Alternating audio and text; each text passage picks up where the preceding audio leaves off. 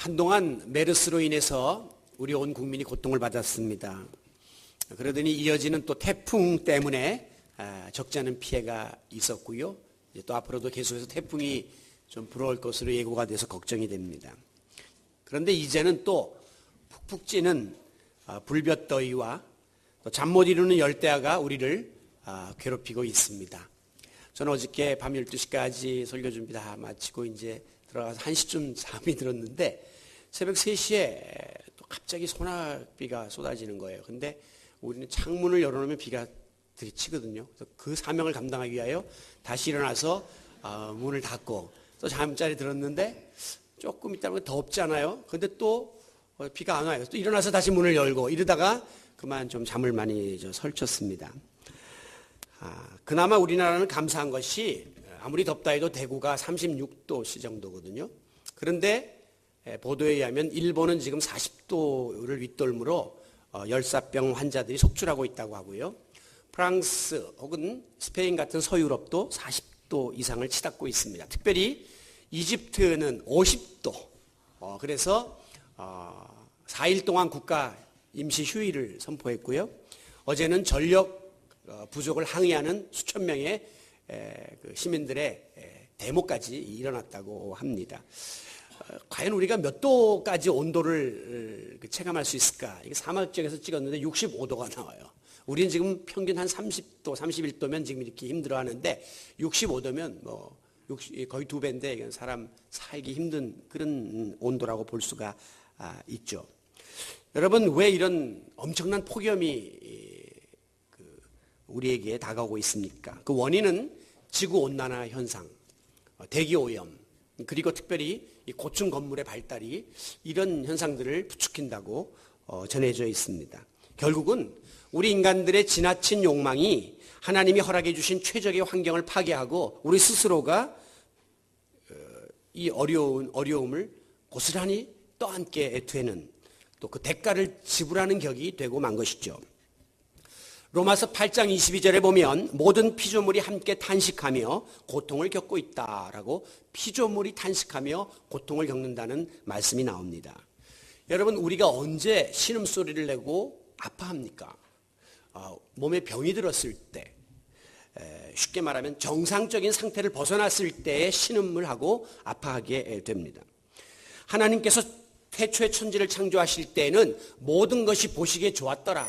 아주 최적의 그 상태로 하나님께서 우주 만물을 지으셨죠. 그런데 오늘 우리 인간과 피조물들이 이렇게 신음하는 탄식하는 시대에 살고 있는 것은 우리 스스로가 이 하나님의 창조의 질서를 어기고 거스렀기 때문에 우리에게 주어지는 자업자득성 하나의 징벌이라고 보실 수가 있습니다. 그 결과 오늘 우리가 살아가는 인생살이가 그렇게 즐겁고 행복하지를 않아요. 들려오는 소식마다 온통 부정적인 이야기들이 많고 어두운 내용들로 가득 차 있습니다. 뿐만 아니라 약 10년 전만 해도 우리가 상상할 수 없었던 여러 가지 일들이 현실화되고 있고요. 특별히 인간성의 파괴, 그리고 여러 가지 사회적 병리 현상들이 자리 잡으면서 이제는 그것이 당연한 것으로 받아들여지는 그런 시대로 바뀌고 있습니다. 그러다 보니까 가치관이 흔들리고 질서가 무너지면서 아주 우리 마음이 편하지를 않고 여러 가지 혼란함 속에 살아가게 된 것이죠. 그래서 우리 인간들은 이 육신적인, 정신적인 고통에서 벗어나 보려고 여러 가지 방법을 동원합니다. 특별히 의학적인, 과학적인 방법들을 동원하죠. 약물 치료를 한다든가 물리치료, 심리치료, 명상, 대화치료, 상담치료, 그리고 요즘에는 웃음치료, 울음치료, 그리고 미술치료, 음악치료, 체육치료, 또 전기충격치료 등등 여러 가지 효과를 통해서 이것을 한번 회복시켜 보려고 애를 쓰지만 이 같은 방법들은 단지 한순간 모든 것들을 완화시켜주는 임시변통일 뿐 근본적인 해결책이 되지 못한다는 것을 우리는 잘 알고 있습니다. 왜? 우리에게 주어지는 고통의 근본 원인이 바로 인간의 죄성에서부터 비롯되었기 때문입니다. 즉 하나님과 우리 사이의 관계가 깨어지고 일그러진 데서부터 이 모든 고통이 오고 있기 때문에 이것은 전기치료로 해결될 문제가 아니고 웃음치료로 해결될 문제가 아니라 인위적인 방법이 아닌 하나님과 우리의 관계가 깨진 관계가 다시 붙어야 돼요. 하나님과 일그러진 관계가 다시 회복되는 이 길만이 진정한 치유와 고침의 길임을 믿으시기를 바랍니다. 그래서 오늘도 우리는 하나님 앞에 나온 것입니다. 예수님께서 이 땅에 계시면서 3대 주요 사역을 하셨다는 사실을 들으셨죠. 첫째는 복음을 전하고 preaching, 그리고 진리를 가르치고 teaching, 그리고 예수님이 하셨던 중요한 사역 중에 하나가 영육간에 병든 사람들을 고치시는 힐링의 사역이었습니다. 힐링 미니스트리. 오늘도 주님께서 우리의 모든 영육간의 아픔과 고통을 아시고 또 주님이 친히 다가오셔서 십자가에 피 묻은 손으로 우리의 모든 문제들을 어루만져 주심으로 깨끗하게 고침받는 치유와 회복의 은혜가 임하기를 바랍니다. 오늘 본문의 배경은 유명한 솔로몬 왕이 7년에 걸쳐서 여호와의 성전을 건축한 다음에 낙성식을 거행했어요. 그리고 하나님께 봉헌의 기도를 드리자 하늘에서 불이 내려와서 모든 번제물과 제물을 살라버립니다. 그리고 여호와의 영광이 성전에 가득한 장면을 목도하게 되었습니다. 그리고 나서 하나님의 음성이 솔로몬에게 들리면서 다음과 같은 약속의 말씀을 주었는데 13절, 혹 내가 하늘을 닫고 비를 내리지 아니하거나 가뭄, 기근을 뜻하는 거죠. 혹 메뚜기들에게 토산을 먹게 하거나 자연재해를 뜻하는 것이죠. 혹 전염병에 내 백성 가운데 전염병이 유행하게 될 때의 질병. 여기서 하나님이 말씀하신 이 모든 가뭄, 자연재해, 질병, 이것은 오늘 우리로 이야기하면 인생살이 가운데 다가오는 원치 않는 여러 가지 어려움, 고통, 고난, 그것으로 인한 아픔 등등을 뜻하는 겁니다. 우리가 그러한 상황에 처하게 됐을 때에 라고 말씀하고 있죠. 자, 우리가 이 13절에서 깨닫게 되는 진리가 있습니다. 즉 인간에게 주어지는 모든 고난은 내가 무엇 할 때에, 내가 무엇 하거나 내가 무엇 하게 할 때, 즉 하나님의 손에 달려 있음을 보여주고 있는 것입니다. 하나님이 택한 이스라엘 백성들이 하나님의 뜻을 거스르고 범죄할 때마다 하나님은 어김없이 전쟁이나 가뭄이나 자연재해나 질병을 통해서 이스라엘 백성들을 치셨습니다. 그렇기 때문에 이스라엘 백성들은 자기들에게 다가오는 모든 고난의 원인은 우리가 하나님 앞에 범죄했기 때문이다. 그래서 하나님 앞에 매를 맞는다는 생각을 강하게 가지고 있었어요.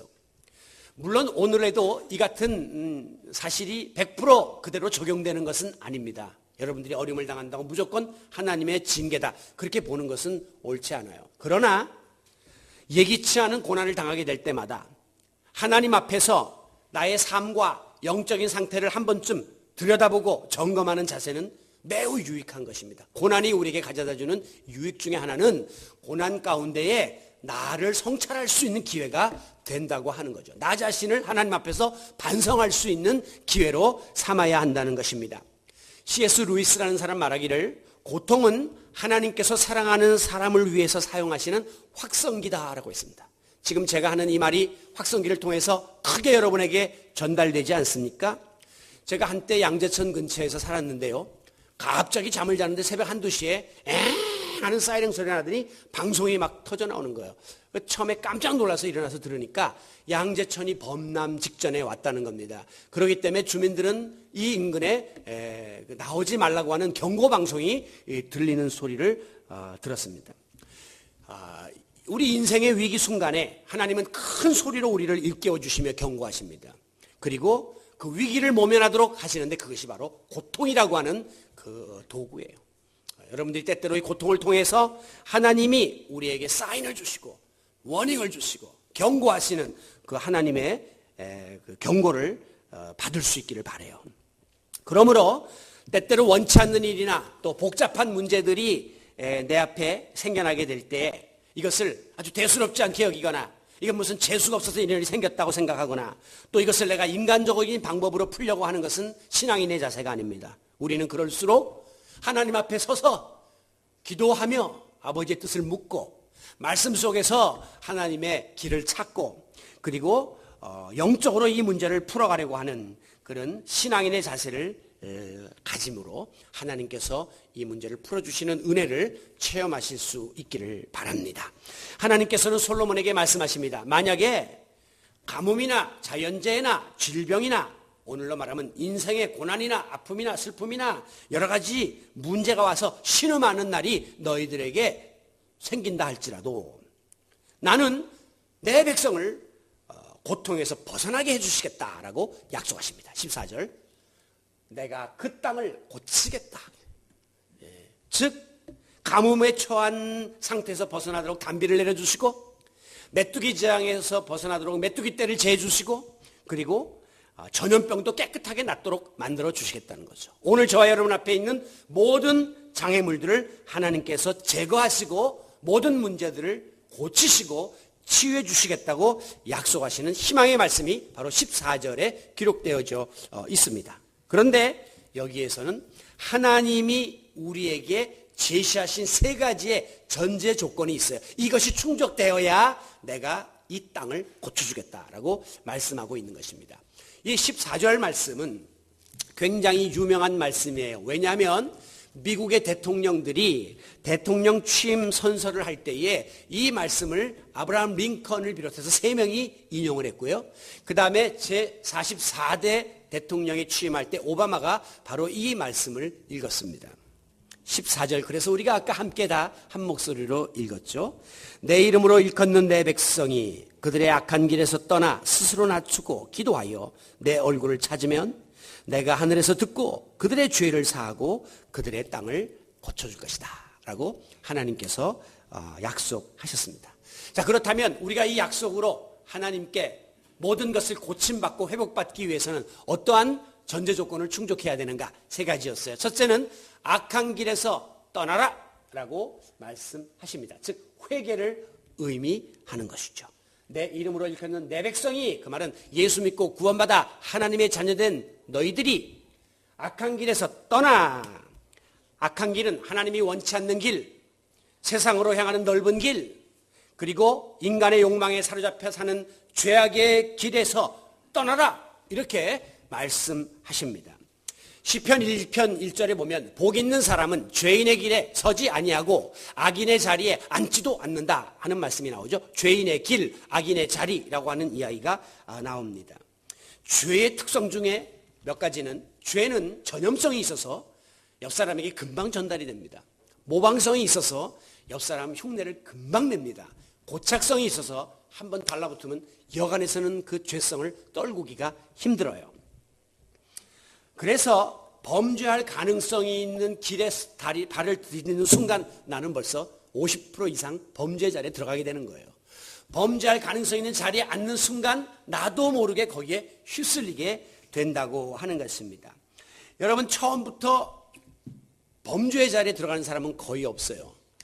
도박을 하는 사람들을 보면 처음에는 꼭 가서 구경해요. 따라가서. 그러다가 이제 조금 알게 되면 훈수를 떠요. 그러다 3번째는 내가 직접 한다 그러고 기어 들어가는 거예요. 그러니까 이게 순서가 발을 디디면 빠져나오기가 어렵게 되어 있는 것입니다. 자꾸 그런 류의 사람들하고 어울리다 보면 나도 모르게 어느덧 그 자리에 자연스럽게 들어가 있다는 거예요. 이게 소위 류유상종이라고 해서 세상 사람들은 비슷한 사람 끼리끼리 모인다는 겁니다.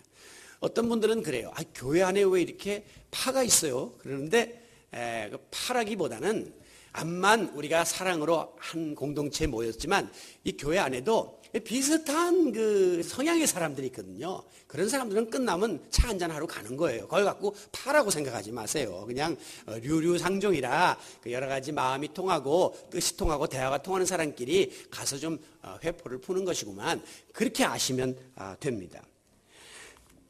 성경은 그러므로 악은 그 모양이라도 버리라. 악은 흉내도 내지 말라는 거예요. 그리고 정욕은 피하는 게 능사고, 그러면 뭐 해야 되느냐? 깨끗한 마음으로 주님을 부르는 사람들을 가까이 하라라고 명합니다. 즉 세상 사람들과 자꾸 친해지면 자꾸 세상적인 일, 세상적인 주제, 세상적인 방법으로 살게끔 되어 있어요. 그러나 정결한 마음으로 주님을 찾는 성도들과 함께하면 대화를 해도 주의 일, 어떻게 해서라도 바로 살려고 하는 그런 영적인 대화들이 주를 이루기 때문에 그렇게 살라고 명하고 있는 것입니다. 저는 이 죄는 마치 불과 같다, 그렇게 비유해 봅니다. 여러분, 우리가 화재로 인한 피해를 보지 않으려면 아예 불 곁에, 불 가운데 가까이 가면 안 돼요. 그리고 불을 일으킬 수 있는 인화물질은 아예 버려야 돼요. 그리고 불날 수 있는 그런 환경과 여건은 만들어서는 안 된다고 하는 겁니다. 마찬가지로 죄도 불과 같아서 범죄 가능성이 있으면 미리 차단하고 아예 죄와 연관된 싹을 초장에 싹둑 잘라 버려서 이 죄의 원인 제공 요소를 제거해버리는 이런 결단이 우리 가운데 있어야 하는 겁니다. 이게 신앙인의 중요한 결단이에요. 이번에 우리 국민들이 메르스 사태로 인해서 값비싼 대가를 지불했습니다. 우리는 고생했지만 세계의학계에는 크게 공헌했다고 합니다. 왜냐하면 이게 처음에 사우디아라비아에서 시작됐는데 거기는 의료 시설도 약하고 수준도 약하고 정보 자체도 공개를 하지 않기 때문에 정확한 그 통계를 몰랐는데 우리나라는 그래도 의료 수준이나 모든 것이 공개되어 있는 나라인데 우리가 내놓은 통계가 지금 세계 메르스의 하나의 지침이 되어서 나름대로 우리는 고생했지만 세계의학계에 인류를 위하여 공헌을 한 바가 있다고 합니다. 그런데 더 무서운 것은 이제 전염병이 앞으로도 예측 불허의 전염병들이 나타날 거란 말이에요. 우리가 이 조류독감 같은 게 올 줄 어떻게 알았으며 또 무슨 구제역 같은 게 올 줄 언제 알았냔 말이에요. 그런데 이제는 또 낙타한테까지 이게 오는 거 보면 엄청난 이 동물들을 통해서 이제 또 여러 가지 환경을 통해서 많은 전염병들이 발생할 것이 예측되는데 문제는 지금은 세계화의 시대이기 때문에 여기서 비행기 타면 한잠 자면 저기 가고 여기 있다가 저기 가요. 그러니까 막 전염이 막 순식간에 이루어져서 인류의 재앙으로 다가올 수 있다는 것을 이번에 경고받았습니다. 그런데 간단하면서도 근본적인 이 전염병 예방책과 해결책도 우리는 배웠습니다. 뭡니까? 질병의 전염 가능성이 있는 장소에 가지를 말라 이거예요. 그 나라 근처에 가지도 말라는 거예요. 낙타 근처에 가지도 말고 낙타고기 먹지도 말라는 겁니다. 그리고 그 병 걸린 사람과는 접촉을 차단하라는 겁니다. 그리고 손을 자주 씻으라는 거예요. 오늘 우리가 범죄치 않기 위해서는 죄를 짓게 만드는 악한 길에 팔 디디지 말고 그런데 빠져있는 사람하고 가까이 하지 말고 죄가 손에 묻었으면 자꾸 씻어버리고 털어버리는 회개에 힘써야 될 것을 보여주고 있습니다. 그래서 이 악한 길을 떠나라 하는 이 말씀의 다른 의미는 설령 우리가 실수하여 범죄하였다 할지라도 즉시 그 길에서 돌이키라라고 하는 회개의 의미를 담고 있습니다. 떠나라는 것은 회개하라고 하는 말씀이에요. 에스겔 18장 21절에 보면 악인이 만일 그 행한 모든 죄에서 돌이켜 떠나면 회개하면 반드시 살 것이다. 용서하고 구원해 주시겠다고 하나님은 약속하십니다. 우리 하나님께서 가장 기뻐 받으시는 제물이 무엇인지 아세요? 하나님의 자녀들이 흘리는 진심 어린 눈물. 하나님이 가장 기뻐 받으십니다. 아무리 부모의 뜻을 거스른 자녀라 할지라도 잘못을 뉘우치고 눈물로 회개하면 무조건 부모는 품어주게끔 되어 있기 때문입니다. 지금 이 롯데 사건이 굉장히 예측 불허의 그런 미궁으로 빠지고 있지만 이 보도에 의하면 그 맏아들 부회장이 이제 조금 아버지께 보고를 안 하고 이렇게 사업을 했다가 어려움을 당해서 눈에 벗어났어요. 그래서 그 직책에서 잘렸단 말이죠. 그런데 아버지가 계시는 그 호텔 34층에 무릎을 꿇고 석고대지하며 부인과 함께 열흘 동안을 잘못했다고 그 잘못을 빌었다는 거예요. 열흘을. 그랬더니 열흘 만에 드디어 아버지 사무실 문이 열리면서 이 맏아들을 받아들이면서 이 사건이 지금 이렇게 복잡하게 형과 동생의 이제 그 다툼으로 연루된 거죠. 자식이 눈물을 흘리며 문을 두드리고 눈물을 흘리며 잘못했다고 회개하는 걸 마다할 부모는 없습니다. 하물며 우리 하나님께서 회개하는 우리들을 외면하시겠습니까? 여러분 성 어거스틴의 이야기를 아십니까? 14살 때 이미 사생활을 낳았습니다. 이거 상당히 타락했던 인물이었어요. 그런데 그가 하나님의 말씀 앞에서 자기 죄를 깨닫고 회개합니다. 그 다음부터 그는 세인트 어거스틴, 성자의 반열에 들어가게 돼요. 그런데 성자의 반열에 들어갔으면서도 그는 끊임없이 계속되는 죄의 욕망을 다스리기가 어려웠습니다. 그래서 자기의 죄의 욕망을 억제하기 위해서 정욕이 들끓 때마다 그는 자기의 팔뚝을 물어 뜯었다고 전해지고 있습니다. 죄와 싸우는 거죠. 마틴 루터는 자기의 죄가 얼마나 더럽고 심각한가를 깨닫게 될 때 그 자책감을 견디다 못해서 졸도를 하곤 했답니다. 그냥 기절을 해버립니다. 너무 자기의 죄가 더럽고 추하다는 것, 그 사실 때문에 고민하다가 쓰러지는 그런 일까지 벌어질 만큼 회개에 예민했다는 것이죠. 요즘에 우리 이 심장계통에 병들이 많아갖고 흉통을 느낄 때가 있습니다. 여러분, 왜 흉통 느낍니까? 혈관에 이런 이물질이 껴갖고 혈액순환을 막는 거예요. 그것이 우리에게 고통으로 나타나게 되는 겁니다. 이럴 때는 어떻게 합니까? 이 혈관 사이에다가 확장술을 시술해서 여기다 스텐트를 넣거나 풍선으로 뚫어줘야 돼요. 아니면 허벅지에 혈관을 여기다가 바이패스라고 가서 연결을 해서 피가 원활하게 소통하게 해주면 고통이 사라지게 되는 겁니다. 서두에 말씀드린 것처럼 오늘 우리 인간들이 겪게 되는 아픔과 고통은 어디서부터 오는 겁니까? 하나님과 우리 사이에 이 통로가 막힌 거예요. 죄 때문에. 죄악의 덩어리들이 가서 끈적끈적하게 붙어있기 때문에 우리가 괴롭고 늘 우리가 부끄럽고 우리가 수치감 속에 살고 있는 것입니다. 이 막힌 죄를 뚫는 길은 하나님 앞에 진심으로 내어놓고 회개하는 거예요. 통에 자복할 때에 우리는 영육간의 고통에서부터 고침받고 자유를 누리게 될 줄로 믿습니다. 그런데 이 회개에 대한 말씀을 드릴 때마다 항상 고민스러운 것은 우리가 회개는 머리로는 회개를 하고 입술로는 잘못했다고 말하고 회개하고 가슴으로는 회개를 느끼는데 손과 발로 실천하지 못하는, 즉 결단하는 회개에 합당한 열매를 맺는 자리까지 못 들어가기 때문에 우리의 회개가 자꾸 재범되는 거예요. 재발된다는 말씀이죠. 예수님은 가늠하다가 잡힌 여인에게 내가 너를 용서한다. 그러나 다시는 가서 그 죄를 짓지 말라. 재발 방지를 경고했습니다. 오늘 본문 14절에도 너희가 악한 길에서 떠나라 하는 이 말은 영어에서 turn, 돌아서라는 거예요. 그래서 아예 끊어버리고 정을 떼버려라 그 말입니다. 그래서 회개는 헬라 말에서 메타노이아, 180도 방향 전환을 의미한다. 몇 번 말씀드렸죠?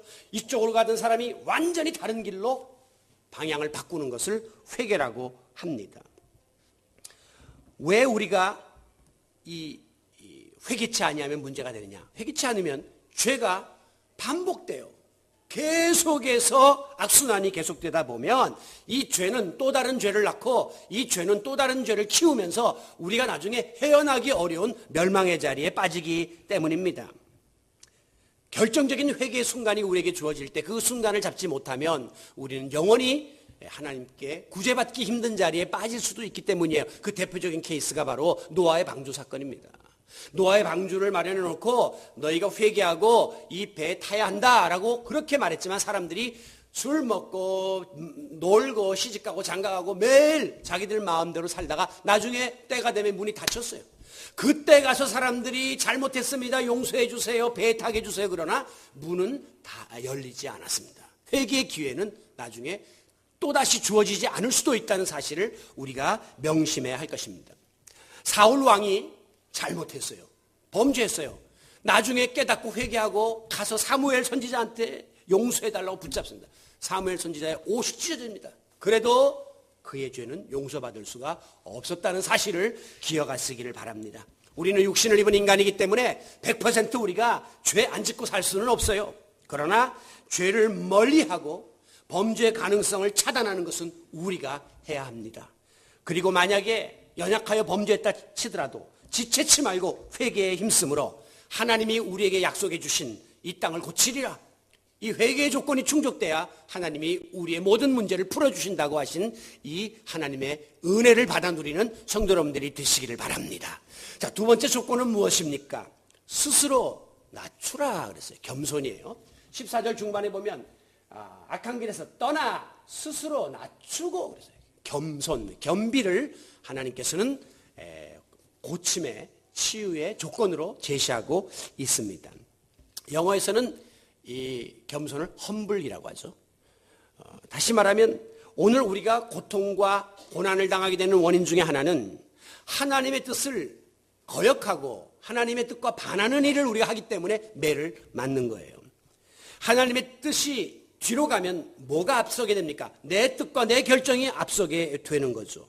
하나님은 그것을 경고하시고 우리에게 어려움을 안겨주시는 것입니다. 교만은 하나님이 가장 미워하시는 죄다 하는 말씀을 많이 들으셨죠. 성경 말씀에 분명히 기록되어 있습니다. 잠언 6장 16절. 여호와의 미워하시는 것 곧 그 마음에 싫어하시는 것이 67가지니 하나님이 사랑의 하나님인데도 지겹게 미워하시는 게 있어요. 아주 하나님이 싫어하시는 게 있어요. 67가지가 나오는데 그 중에 첫 번째가 곧 교만한 눈과 교만.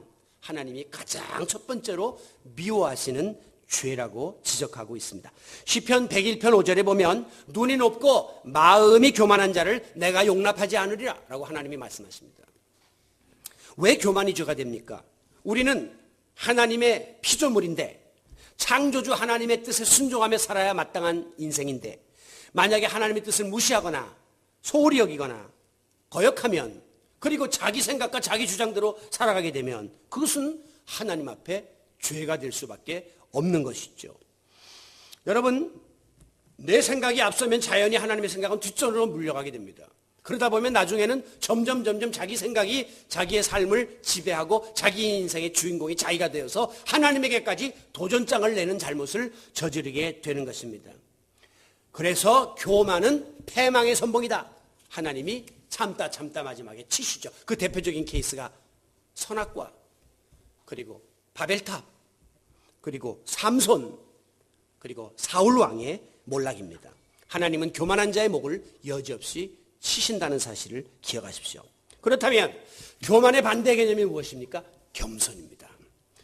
그런데 이상하게 사람은 교만하기는 쉬워요. 가만 내버려두면 본능적으로 인간은 교만을 떱니다. 그런데 겸손해지려면 왜 이렇게 힘들어요? 왜? 이 교만의 욕망을 다스려야 되기 때문에 겸손해지기는 참으로 어렵습니다. 오죽하면 예수님과 3년 동안이나 동고동락하면서 집중적으로 훈련을 받았던 예수님의 제자들조차도 그 제자 훈련 마지막 3년 끝쯤 가서 어떤 일이 벌어졌습니까? 누가 더 돕냐? 누가 더 예수님 좌편에 우편에 앉냐? 그러면서 지들끼리 교만 다툼을 하고 있는 거예요. 그러니까 얼마나 교만을 다스리기가 어려운가를 알 수 있죠. 그때 예수님의 가르침은 무엇이었습니까? 너희가 으뜸이 되고자 하느냐? 첫째가 되고자 하느냐? 무사람의 끝이 되어라. 말째로 내려가라. 그리고 사람들을 섬기는 자가 되어야 한다. 라면서 예수님은 낮아짐과 겸손을 가르쳤고 실천하셨습니다. 우리가 만약에 교회 안에서 주회를 한답시고 여러 가지 관계들을 유지하는데 만에 하나라도 은근히 자기를 드러내고 싶다거나 또 은근히 다른 사람과 높아지기 경쟁을 하고 싶은 마음이 생긴다면 그것은 큰일 나는 겁니다. 주의를 하는 게 아니라 하나님께 죄 짓는 짓을 우리가 하는 것이기 때문입니다. 그래서 교만이 머리를 쳐들 때마다 우리는 예수의 이름으로 눌러야 돼요. 그리고 늘 겸손한 마음으로 우리의 마음을 다듬어 나갈 수 있기를 바랍니다. 교만은 자기 도취요 착각입니다. 착각은 자유지만 교만은 자기가 굉장한 걸로 그 주제 파악을 못하고 있는 상태예요. 그렇기 때문에 그것은 자기 스스로를 망각하거나 더 떡칠을 해갖고 위장을 하는 것이기 때문에 그 종말은 비참해요. 그리고 수치스러워질 수밖에 없어요. 그러나 겸손은 항상 나의 허물과 부족을 돌아보고 늘 낮은 자리에서 거하는 것이기 때문에 자연스럽게 하나님을 더 의지하게 되고 하나님만 더 높이게 되니까 소중한 덕목이 아닐 수가 없는 것입니다. 오늘 여러분 개인이나 가정이나 우리 교회나 또 우리 한국교회나 우리 민족이 여러 가지 어려움에 처하고 있는 그 원인 중에 하나가 혹시 내가 너무 자고하여 나를 드러내지는 않았는지 돌아봐야 됩니다. 특별히 우리 한국교회, 하나님이 주신 놀라운 축복을 받은 한국교회인데 한국교회가 너무 교만해졌어요. 그래서 목회자들이 자기를 드러내려고 하고 자기 비즈니스처럼 목회를 하려고 하고 교회들이 겉으로 웅장하게 건축을 해서 많은 사람들에게 드러내려고 하는 이런 교만을 하나님은 기뻐하시지 않기 때문에 오늘 우리 한국교회가 어려움을 당하고 있는 것은 아닌가 반성해야 합니다. 우리 민족 불과 70년 전에 일제에 치하에 있었습니다. 엊그제 서목사님이 저보러 목사님 그럼 70년밖에 안 된 거네요. 가만히 생각하니까 그래 나 10년만 일찍 태어났어도 나도 일제 시대 태어날 뻔했네. 그렇게 먼 옛날 이야기가 아니에요. 그런데 비해서 이토록 엄청난 복을 우리가 모든 면에서 받았는데 우리 민족이 너무 자고하거나 교만하지 않은지 그래서 하나님께로부터 어려움과 채찍을 맞게 되지는 않았는지 우리가 날마다 이 모든 분야를 돌아볼 수 있어야 하는 것입니다. 이 시간 다시 한번 주님 앞에 겸손히 무릎 꿇어 주님의 도우심을 구함으로 우리 주님의 고쳐주시는 은혜가 우리 모두의 삶 속에 임할 수 있기를 바랍니다. 자, 마지막에 하나님이 약속하신 내가 이 땅을 고쳐주겠다라고 하신 세 번째 전제 조건이 무엇입니까? 내 얼굴을 찾으면, 기도하여 내 얼굴을 찾으면 그랬어요. 이것은 기도죠. 간절히 구하면 얼굴을 찾는다. Seek my face. 하나님의 얼굴을 본다는 건 그분에게 막 매달리는 것을 뜻하고 있는 것이요. 마치 배고픈 아이가 그 엄마의 젖을 막 사모하는 것처럼. 정말 오늘 자녀된 우리가 하나님의 자비와 긍휼과 하나님의 사랑과 은혜를 간절히 사모하며 구하면 하나님께서 우리의 모든 문제를 풀어주시겠다고 약속하고 있습니다. 이것은 바로 그동안 우리가 바라보던 시선의 전환이 일어나야 된다는 거예요. 시선. 바라보던 데가 달라져야 된다는 거예요. 그동안은 우리가 사람을 보며 세상을 볼 땐 만족함이 없었네. 우리의 눈이 사람을 보고 세상을 보는 삶을 살았다면 이제는 뭡니까? 눈을 들어 주를 보라. 주님만 바라보는 삶으로 전환되어야 하는 것입니다. 여러분 눈이 인간적인 것을 바라보던 눈들이 영적인 눈으로 바뀌어져야 돼요. 여러분의 눈이 세상적인 것을 바라보는 사람들이 천국을 바라보는 눈으로 바뀌어져야 돼요. 땅의 것을 바라보던 사람이 하늘을 바라보는 시선의 전환이 곧 신앙의 증거입니다. 오늘 여러분이 무엇을 바라보며 살고 있습니까? 무엇을 먹을까? 무엇을 입을까? 이게 여러분의 삶의 목표입니까? 그건 과거에 하나님 모르는 사람들이 하던 목표예요. 오늘 우리는 어떻게 하면 더 하나님의 나라와 의를 구할까? 오늘 우리의 시선이 하나님을 향하여 더 가까이 나아가는 그런 시선의 전환이 우리 가운데 있어지기를 원합니다.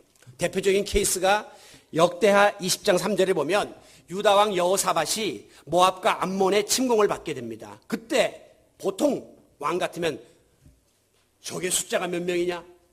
적의 장군이 누구냐? 그 다음에 적의 전술이 무엇인고? 그리고 우리는 그렇다면 어떻게 작전을 짤 것인가? 이런 거를 먼저 의논해야 될 터임에도 불구하고 이 여호사밧은 적군의 침공 소리를 듣자마자 모든 것을 뒤로 한 채 먼저 하나님의 낯을 구했다. 하나님의 얼굴을 찾았다. 즉 하나님께 기도했다고 기록하고 있습니다. 더 유명한 왕의 이야기는 바로 히스기야예요. 히스기야는 열왕기하 19장에 보면 아수르 왕 사네립이 와서 당장에 항복하지 아니하면 유다를 초토화시키겠다고 이 협박 편지를 보냈습니다. 그러자 이 히스기야는 두말하지 아니하고 여호와의 성전으로 이 편지를 들고 올라갑니다. 그리고 히스기야가 했던 유명한 기도는 주여 귀를 기울이소서.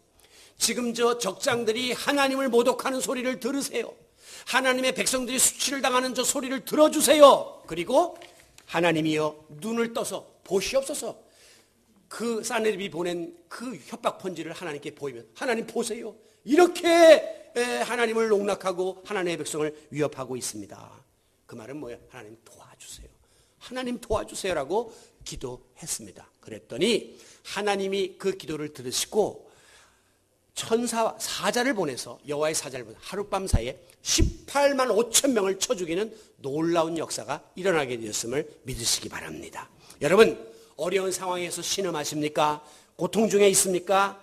절대 낙심하지 아니하고 절망하지 아니하고 하나님의 얼굴을 찾으십시오. 주님의 얼굴을 바라보십시오. 그리고 하나님께 기도하십시오. 그리하면 어떻게 하신다고 했어요? 하늘에 계신 우리 하나님이 들으시고 응답해 주신다고 약속했습니다.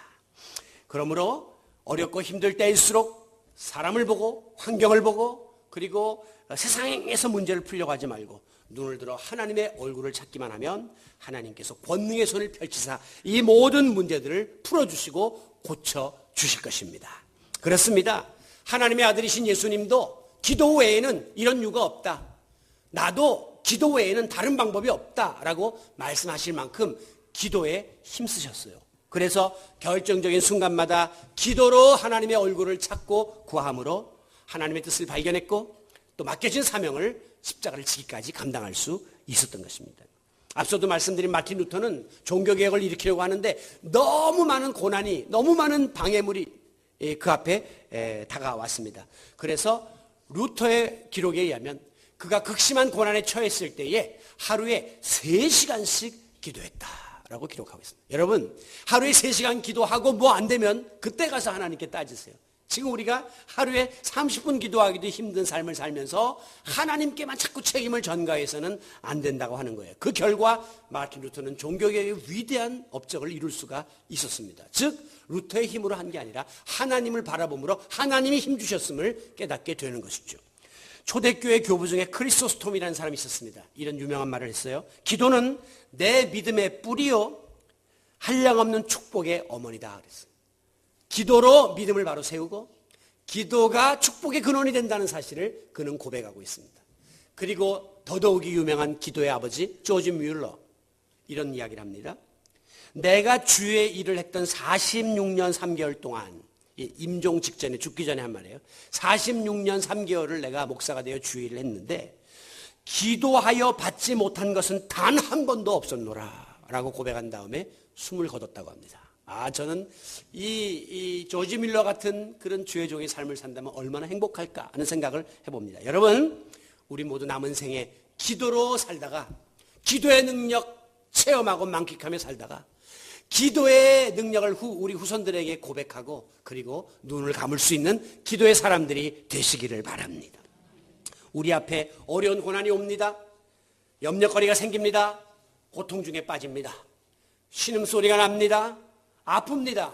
위기의 순간이 옵니다. 그러나 하나님의 얼굴을 바라보고 기도의 줄 놓지 아니하면 하나님께서 우리의 작은 신음소리에도 귀를 기울이시사 우리의 모든 문제를 풀어주시고 아픔을 고쳐주시는 응답이 임하게 될 줄로 믿습니다.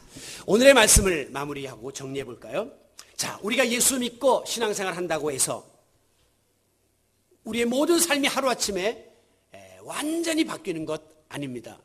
여전히 우리가 세상에 육신을 입고 살기 때문에 문제는 끊임없이 다가오고 어려움도 전과 같이 우리에게 다가올 수 있어요. 그러므로 오늘 우리는 믿을 때나 믿지 않을 때나 인생의 고통이나 삶의 무게가 무겁게 느껴지는 것 같을 수 있습니다. 그런데 그 믿지 않는 사람과 다른 점 뭐냐? 차이점이 뭡니까? 그 문제가 오는 것은 똑같은데 문제를 해결하는 방식에 있어서는 하늘과 땅 차이입니다. 세상 사람은 사람을 찾고 방법을 찾고 땅에서 그 모든 해결책을 찾지만 오늘 우리는 하나님께서 다음의 조건을 너희가 지키기만 하면 내가 분명히 이 땅을 고쳐주고 그 문제도 고쳐주고 그 모든 걸 해결해 주겠다고 약속하셨기 때문에 오늘 우리는 이 조건을 충족시키기 위해서 하나님 앞에 애쓰는 삶을 살아야 하는 것입니다. 그것이 무엇입니까? 악한 길에서 떠나라. 죄와 결탁한 상태에서 나하고 상대할 생각을 하지 말아라. 두 번째는 스스로를 낮추고 겸한 자리에 나가야 한다. 그리고 세 번째는 내 얼굴을 찾아라, 구하라, 기도하라 라고 하나님이 주신 명령입니다. 그리고 하나님이 주신 약속의 말씀입니다. 이 세 가지만 충족되면 하나님이 이 땅을 고치시고 너의 연약한 육체도 고쳐주시고 너의 흔들리는 경제 문제도 해결해 주시고 너의 가정의 문제도 해결해 주시고 교회와 국가의 문제도 풀어주시겠다고 약속하고 있습니다.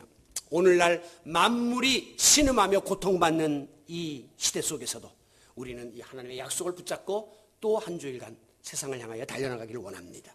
하나님의 말씀에 순종함으로 우리를 고쳐주시는 그런 하나님의 놀라운 은혜, 치유의 손길을 경험하며 살아가는 우리 모든 성도 여러분들이 되시기를 예수 그리스도의 이름으로 축원합니다.